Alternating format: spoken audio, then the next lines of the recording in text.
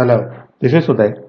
In this video, we are going to discuss about Azure Blob Storage Services. So Azure Blob Storage Services is one of the highly used data storage services from Azure platform, and it is equally important in order to understand its requirements and when to use the blob storage and what are the pricing and all. So through this video, we are going to understand an overview of what are exactly the blob storage, what are the types of blob storage services, what are the best use cases for Azure Blob Storage, and we will also look into the pricing of Azure Blob Storage services. So before we start looking into the Azure Blob Storage services, you need to have an understanding on what are the Azure Storage data services.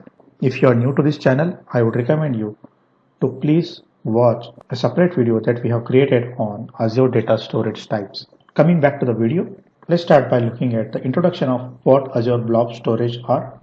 So Azure Blob Storage is an object storage solution for cloud. Blob storage is optimized for storing massive amount of unstructured data. Those would be the text files or binary data or images, videos and all. Unstructured data is data that does not stick to a specific data model or definitions. As we discussed, it could be text or binary data or images, videos, MP3 files and all. Blob storage objects can be accessed by the user or client applications via HTTP, HTTPS from any part of the world. So it is easy to access blob storage accounts from any part of the world. Azure Blob Storage services are mainly categorized into three types. Those are block blobs, append blobs, and page blobs. Block blobs are designed to store text and binary data. Block blobs are built with blocks of data that can be managed independently. It has a storage capacity of about 4.75 TB of data. Whereas at the other end, append blobs are created with blocks of block blobs but are enhanced for append operations. Append blobs are preferred for scenarios like logging data from virtual machines. Page blobs store random access files ranging up to 8 TB in size. Page blob stores virtual hard drive files and serves as a disk for Azure virtual machines. These are the collection of 512 byte pages which provides the ability to read and write arbitrary range of bytes. Page blobs are ideal for storing index-based and sparse data structures like operating system, data disk, or virtual machines and databases. So let's look at some of the use cases of Azure Blob Storage where we can get the benefit of it. Blob storage are designed for serving images or documents directly to a browser. These help in storing files for distributed access, streaming video and audio, writing to log files, storing data for backup and restore, disaster recovery and archiving. Blob storage are also used in storing data for analysis by an on-premises or Azure hosted services. Coming to the pricing for blob storage are mainly categorized into again three parts like hot, cool and archive tiers.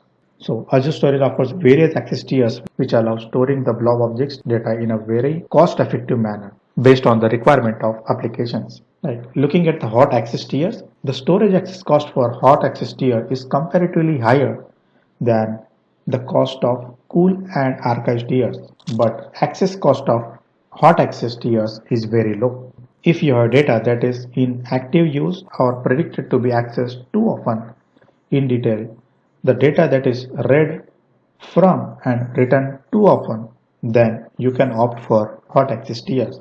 Data that is staged for processing and eventual migration to the cool access tiers comes under hot access tiers. So in comparison to hot access tiers, the cool access tiers has lower storage cost and higher access cost. So if you have a data that is optimized for storing less frequent access and storage period that would last for at least 30 days, then you can go for cool access tier pricing.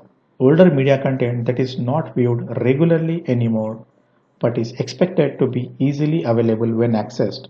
If you have data that contains older media content that is not viewed regularly anymore but is expected to be easily available when accessed, then you can use cool access tier pricing.